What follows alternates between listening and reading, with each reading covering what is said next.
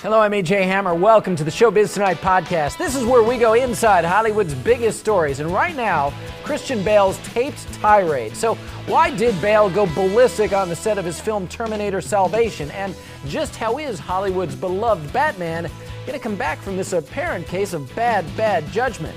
Well, I hashed out the whole controversy with Lisa Bloom, who's an anchor for In Session, and Jane Velez-Mitchell, host of HLN's Issues with Jane Velez-Mitchell.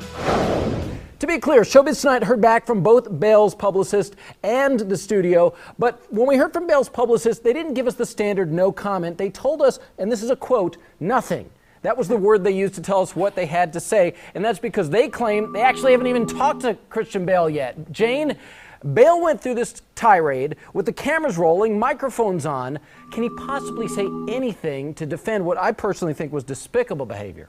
Yeah, it's pretty awful, AJ. You know, there's a lingo in recovery that says there is no mess you can't clean up. This is a huge mess, but I do believe that there's always a way to try to clean it up. He can accept responsibility. He can come out and publicly say, I did something despicable and I'm sorry and I apologize to my fans and I apologize to this man, this professional whom I verbally assaulted. I can't say that he's a rageaholic, but as a recovering alcoholic with almost 14 years of sobriety, I can tell you that he sure sounds like a rageaholic to me, and that is an addiction. It's an illness. He needs help, and there are programs for that. There is anger management. There are anger workshops. He needs to get help, and he needs to acknowledge that he needs help right away. And trying to step back from it for just a moment to imagine, okay, you're working, you're very focused, something distracts you, you lose your concentration, and yeah, maybe you lose your cool for a moment, but this thing went on for close to 4 minutes. What do you think, Lisa? Any excuse for that kind of behavior? Absolutely not. Holy bleeping bleep, Batman. I mean, this is just shocking to me because it's not just mean, nasty, ugly, bullying behavior. This is a guy at the top of the food chain on a movie set who makes tens of millions of dollars per movie, yelling at somebody on the crew who probably makes 1/100th of what he makes. I mean, how dare he treat a fellow employee on the set like that? We all make mistakes. I'm on a live television set for 2 hours every day. I make mistakes. My crew makes mistakes. You're all on the same team. You got no right to treat somebody like that you're working with. I am right there with you. I want to listen again, too, to what apparently set Christian Bale off on the set of the movie, which is called Terminator Salvation. When the director of photography walked into a shot, this is what ensued.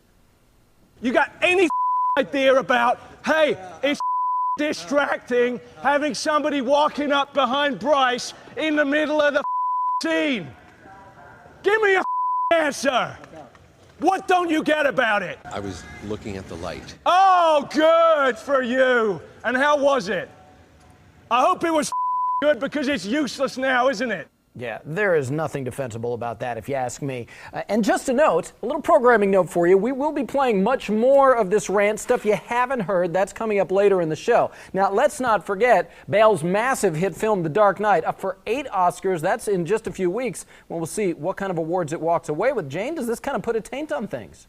You know, I don't know. He's not individually nominated. I think if he were, that would definitely put a taint on his nomination. But I don't think that that's how people in the business react to a movie as a whole. I have to say a couple of things. And one is, going back to the rageaholic issue, why it's like alcoholism is that once it starts, you can't stop. What is notable about this tirade is not its intensity so much as how long it goes on. And that, to me, says the addictive component there, that he can't stop. Once he starts, he keeps going. And even when he sort of tapers down, somebody says something and he goes right back in. Yeah. That means he's not in control. The anger is in control of him. And who wants to put themselves near this behavior? I mean, granted, Bale's a popular actor.